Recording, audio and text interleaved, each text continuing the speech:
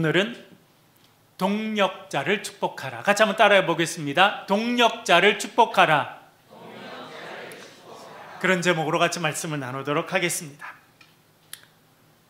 1177년경입니다. 더 넓은 몽골의 초원 가운데 동물의 가죽으로 세운 천막집 게르가 있습니다. 그 게르 안에는 10대 소년 2명이 마주보고 앉아 있었습니다.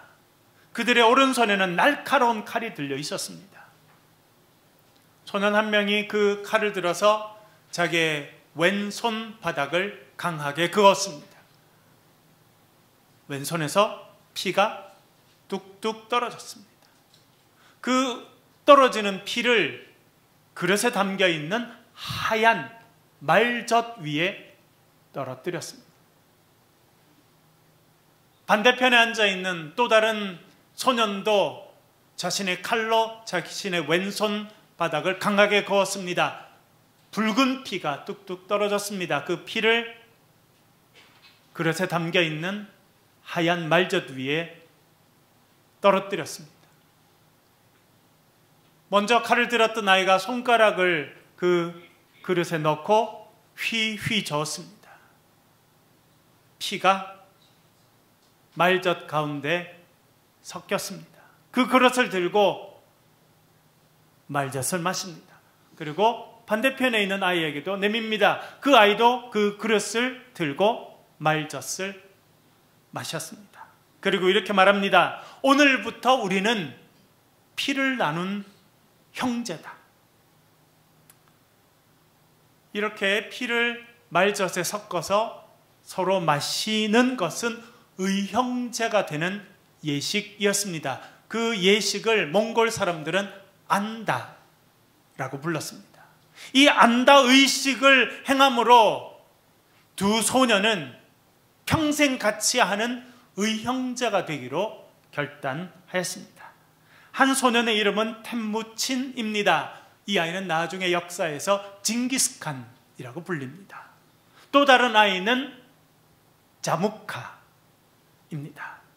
이렇게 두 10대 소년은 평생 피를 나눈 형제처럼 살기로 결심하였습니다.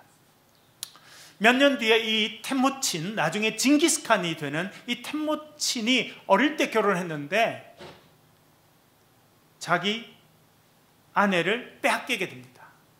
메르키트라는 족이 와가지고 몰래 자기 아내를 뺏어갑니다.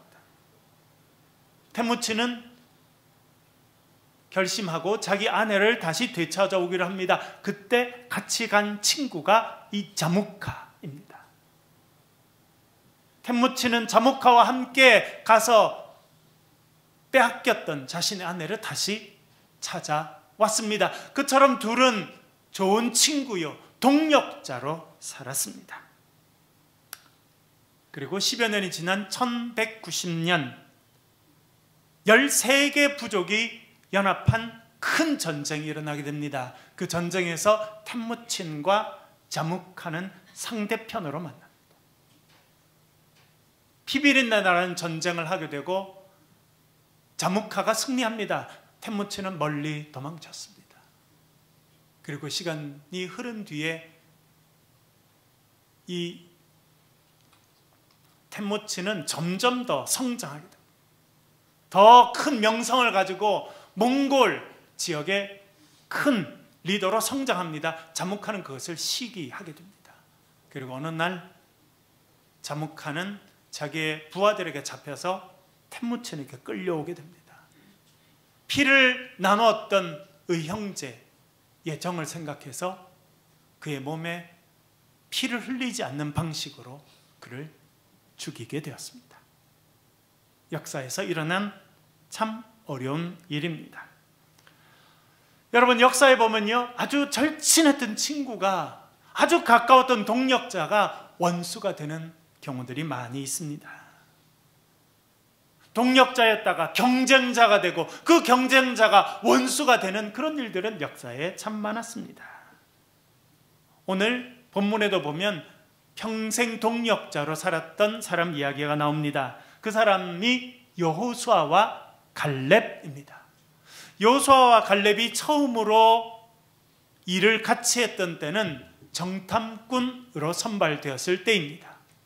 모세가 가데스 바네아라고 하는 데서 12명을 모읍니다. 지파 대표 한 명씩 부릅니다. 그때 갈렙은 유다 지파의 대표로 참여합니다.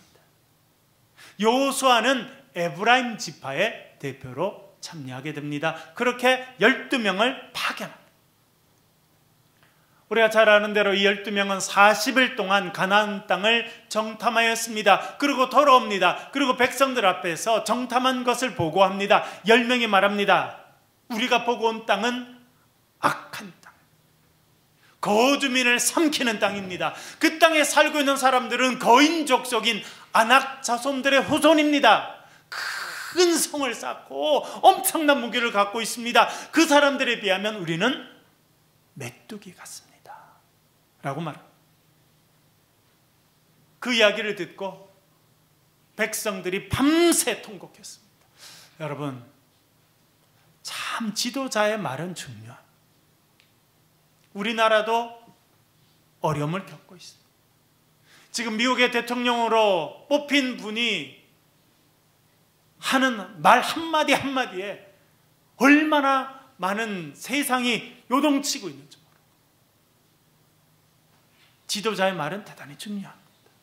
10명은 부정적인 이야기를 했습니다. 그러다 백성들의 마음이 낙심했습니다. 밤새 원망하고 소리치고 울었습니다.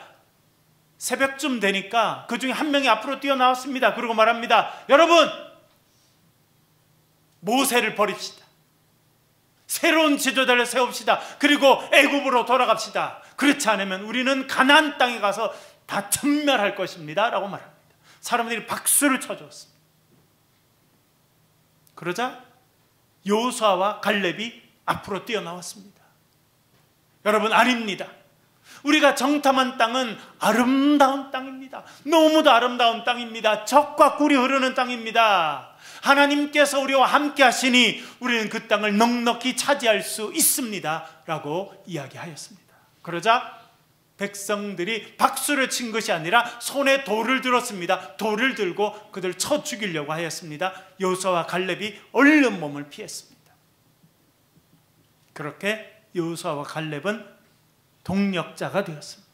믿음의 동력자가 되었습니다. 하나님을 같이 섬기는 동력자가 되었습니다. 긍정적인 말을 하는, 믿음의 말을 하는 사람이 되었습니다. 여러분, 올 한 해 믿음의 말을 하는 동력자를 얻는 한 해가 될 수 있기를 간절히 바랍니다. 여러분, 10명의 사람들은 뭘 보았을까요? 잘못된 것을 보았습니까? 일부러 더 부정적인 것만 보았습니까? 아니요, 그들은 현실주의자들이었습니다. 그들이 보고 이야기한 것은 사실이었습니다. 아낙 자손들은 거대하고 그들은 벌써 큰 성을 쌓고 살았습니다. 그들은 아주 앞서 있는 무기를 갖고 있었습니다. 역사가들에 의하면 애굽에서 나올 때 이스라엘 백성들은 청동기 무기를 들고 있었습니다. 청동기. 그런데 가나안 땅의 백성들은 벌써 철기 문화를 갖고 있었습니다. 제가 이스라엘에 가서 발굴한 적이 있었거든요. 고고학 발굴. 저희들이 했는데 유물이 나왔습니다. 그 히브리 대학의 교수님 한 분이 오셔서 평가하기를 그 유물은 주전 1100년쯤 전 시대였다. 그러니까 여호수아가 그 땅을 차지하고 얼마 되지 않았을 때쯤이었다. 그렇게 평가했어요. 놀랍더라고요, 여러분. 3000년 전의 것이 땅에 그대로 묻혀 있다가 이렇게 나와요.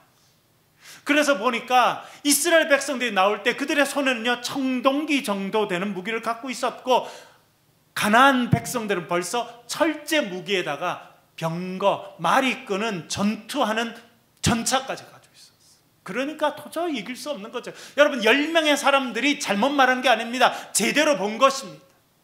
그러나 뭐가 없었느냐? 믿음이 없었어요. 하나님 말씀에 대한 신뢰가 없었습니다. 여러분, 하나님의 말씀에 대한 신뢰가 없으면 낙심하게 되고 절망하게 되고 다른 사람들을 무너뜨리는, 그러나 시대가 어렵더라도 믿음을 가지고 살아나가면 긍정적인 말을 하게 되고 믿음의 눈으로 세상을 바라보게 되고 사람들을 살리는 역할을 하게 될 줄로 믿습니다. 여러분, 올 한 해 믿음의 눈을 가지시길 바랍니다. 여러분의 삶에 믿음의 동력자가 생기는 은혜가 여러분의 삶에 있기를 주의 이름으로 간절히 축원합니다. 그렇게 친밀한 동력자가 되었습니다. 그런데 여러분, 갈렙은 그저 그런 리더로 계속 살았어요. 그런데 친구고 동력자인 여호수아는 소위 말하면 승진을 계속합니다. 제가 얼마 전에 초등학교 친구를 만났어요. 지난번에 만났다고 말씀드렸죠. 지난번에 크리스찬 교회 다니는 친구들 만났는데 이번엔 교회 다니지 않는 친구 한 명을 또 데려오겠다 해서 같이 만났어요. 그러니까 고등학교까지 같이 다녔는데 그때 이렇게 친하지 않았었는데 만나게 됐어요. 만나게 보니까 대기업 상무님이시더라고요. 깜짝 놀랐어요. 승진한 거죠, 이렇게. 그래서 너 촌에서 우리 반 한 반밖에 없는 1학년부터 6학년까지 6학년 1반, 2반, 2도 없고 그냥 1학년, 2학년, 3학년 한 반밖에 없는 데서 우리 다 졸업했는데 그 대기업이 임원이 되려면 정말 열심히 했겠다. 그러니까 승진 많이 했네. 그렇게 이야기했어요. 여호수아는 계속 승진했어. 그래서 어디까지 오르게 됐느냐? 모세의 뒤를 이어서 이스라엘 전체를 이끌어가는 그런 민족 전체, 이스라엘 전체의 지도자가 됐습니다. 그런데 갈렙은 여전히 유다 지파의 여러 지도자 중에 한 명으로 있었어요. 이럴 때가 어렵습니다. 동력자들이 같이 승진하면 좋은데 한 사람은 승진하지 못하고 한 사람은 승진하고 한 사람은 유명해지지 않은데 한 사람은 계속 유명해지고 그렇게 하게 되면 뭐가 생깁니까? 질투라는 것이 생기게 됩니다. 질투는 우리 모두가 느끼는 감정 중에 하나입니다. 그런데 동력자가 경쟁자가 되고 그것이 심해져서 원수가 되는 가장 기본에는 질투라는 감정이 있습니다. 질투는 성경 아주 초반에 나옵니다. 아담과 하와가 아기를 낳았습니다. 큰아들 가인이 태어납니다. 둘째 아들 아벨이 태어납니다. 가인은 성장해서 농사짓는 사람이 됐습니다. 아벨은 양치는 목동이 되었습니다. 하루는 가인이 자신이 수확한 곡식물을 가지고 하나님께 제사를 드립니다. 아벨도 낳은 첫 새끼 양을 가져와서 하나님께 제사를 드립니다. 하나님께서 가인과 그 제물은 받지 않으십니다. 그러나 아벨과 그 제물은 받았습니다. 그렇게 했더니 이 가인의 마음에 뭐가 생겼다는 것입니까? 성경이 이렇게 말합니다. 4장 5절, 창세기 4장 5절 읽어보겠습니다. 읽겠습니다. 시작. 가인과 그의 제물은 받지 아니하신지라 가인이 몹시 분하여 안색이 변하니. 아멘. 얼굴이 어떻게 됐다고요? 무슨 색깔로 바뀌었을까요, 여러분? 국어사전에 보니까 질투를 이렇게 표현했습니다. 다른 사람이 잘 되거나 좋은 처지에 있는 것 따위를 공연히 미워하고 깎아내리려는 심리 상태다, 그렇게 이야기했어요. 좀 더 심리를 전문적으로 하는 사람은 뭐라고 말했냐면 이 공연히 미워하는 사람들이 더 커져서 증오와 분노로 성장하는 것이 질투다, 그렇게 말했어요. 상대편이 잘 되는 게 싫은 거예요. 그래서 괜히 상대편이 미워집니다. 미워하는 마음이 더 커져서 뭐가 된다는 겁니까? 증오의 마음이 되면 얼굴이 싹 바뀌는. 가인이 그렇게 합니다. 그래서 동생을 쳐 죽이게 됩니다. 저도 아들 둘을 길렀는데 참 감사한 거는 제 아이 둘이 한 번도 주먹으로 싸워본 적이 없더라고요. 뭐 서로 밀치고 뭐 이런 저는 있어도 주먹을 들고 이렇게 남자들끼리 한 번도 이렇게 하지 않은 건 너무너무 감사한 일. 그런데 그런 일이 쉽지 않다는 걸 알게 됩니다.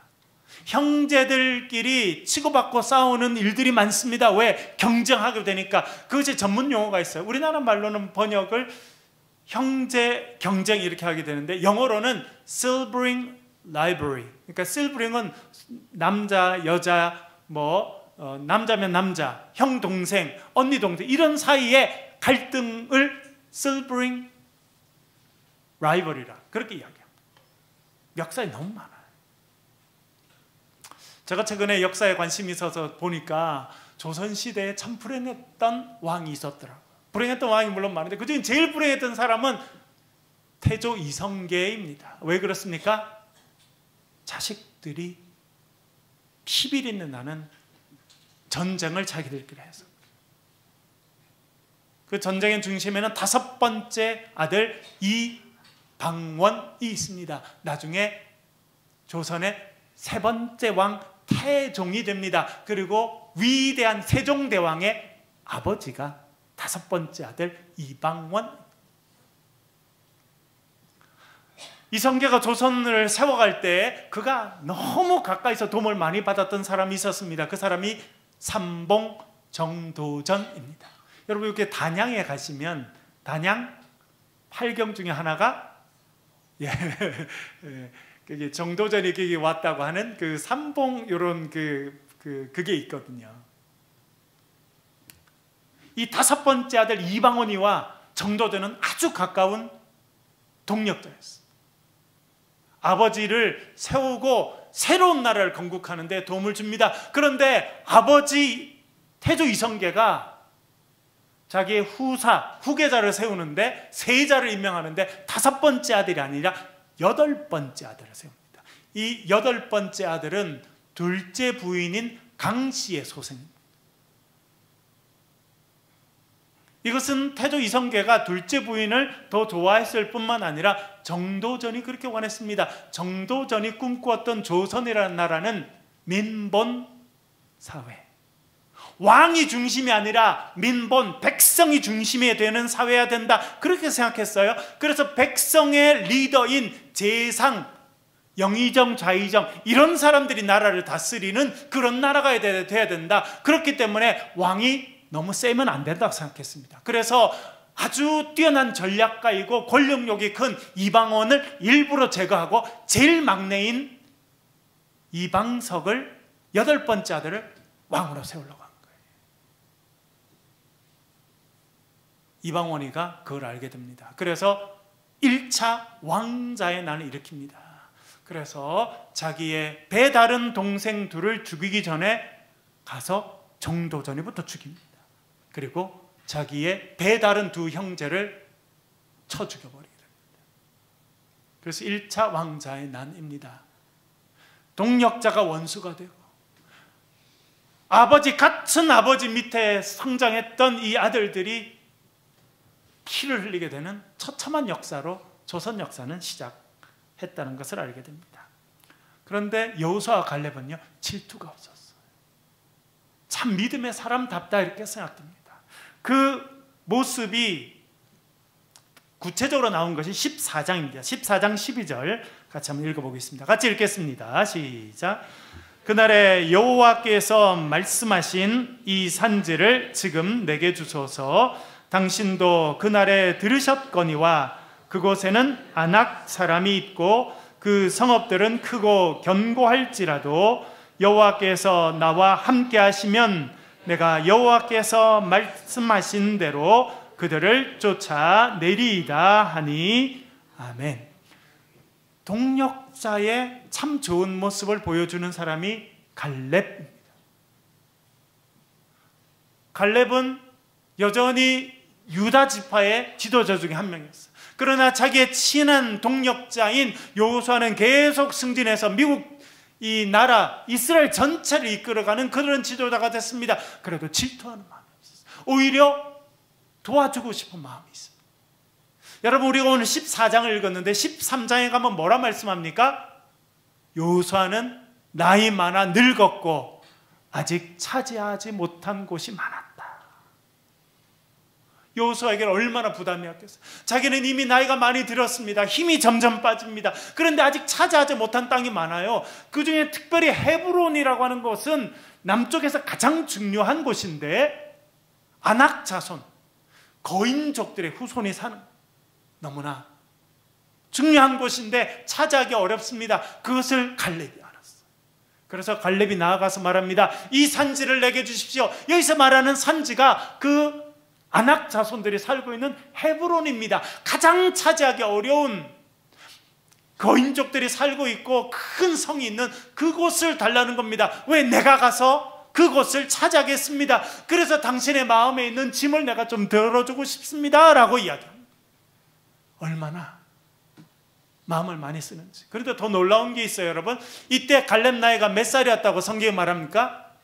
85세. 여러분 나이가 어느 정도 되시나요? 여러분 우리나라가 지금 전 세계에서 가장 장수하는 나라 중에 하나인데도 남자 나이 85세면 노인입니다, 완전히. 그렇죠? 네. 여쭤볼게요. 조선시대 왕들 제일 좋은 음식을 먹고 제일 좋은 집에서, 그리고 의사들이 막 돌아가면서 24시간 그 사람 다 이렇게 관찰하고, 수락관 궁녀들이 맛있는 음식을 다 그렇게 먹고 살았는데 평균 수명 몇 살이었겠습니까? 조선시대 전체 왕들 평균 수명 몇 살까지 살았겠습니까? 네. 똑똑한 분들이 많으시네요. 46이었어요. 46. 그렇게 잘해도 46, 그러니까 평균 수명이 46이, 영조가 80 몇 살까지 살아서 그렇지 나머지는요 거의 30 몇 살, 40 몇 살, 50대면 거의 다 죽는 거예요. 왕들이 그랬습니다. 그러면 평민들, 아무것도 아닌 평민들, 농사 짓는 사람은 평균 수명 몇 살이었겠습니까? 24세였습니다. 24. 그래서 15, 16 빨리 결혼해. 왜? 금방 죽을 거니까.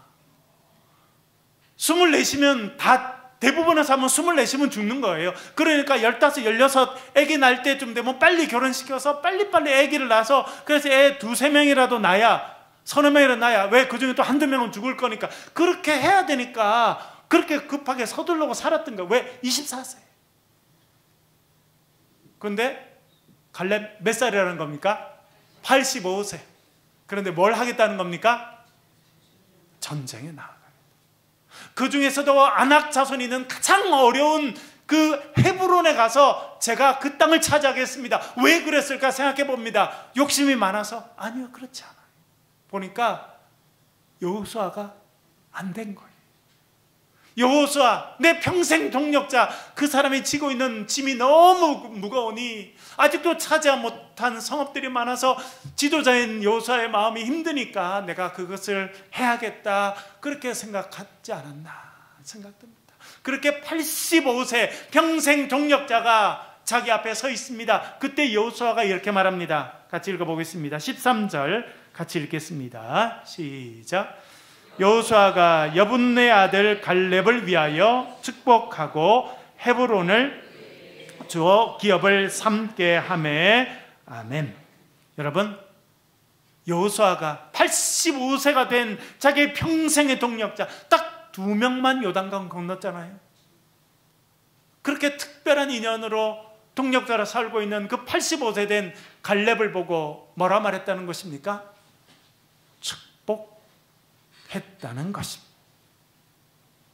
갈렙도 여호수아에 대한 질투의 마음이 없었어요. 여호수아도 갈렙에 대한 질투의 마음이 없었어요. 여러분, 그것이 믿음의 사람의 모습. 여러분 주위에 있는 동력자를 위해서 기도하고 축복하는 한 해가 될 수 있기를 간절히 바랍니다. 그런데 사탄이가 딱 와서 우리 마음에 하는 게 있습니다. 뭡니까? 야, 쟤는 왜 잘 나가냐? 쟤 니보다 못하잖아. 공부도 못했잖아. 별거 없잖아. 그런데 왜 니보다 더 잘 나가냐? 그런 마음을 줘. 질투의 마음. 그래서 마음이 상하게 되고 가까운 동력자를 미워하게 되고 동력자를 경쟁자로 만들고 결국 동력자를 원수로 만드는 거예요. 자무카와 이 템무친이 피를 나누면서 형제로 지냈지만 그렇게 결국은 전쟁터에서 원수로 만나는 것처럼 그렇게 되는 경우가 우리의 삶에 얼마나 많은지 모릅니다. 여러분은 믿음의 사람으로 온전히 살아가실 수 있기를 간절히 바랍니다. 동력자를 주심에 감사하고 그 동력자를 축복하는 올 한 해의 아름다운 인생이 되길 주의 이름으로 간절히 축원합니다.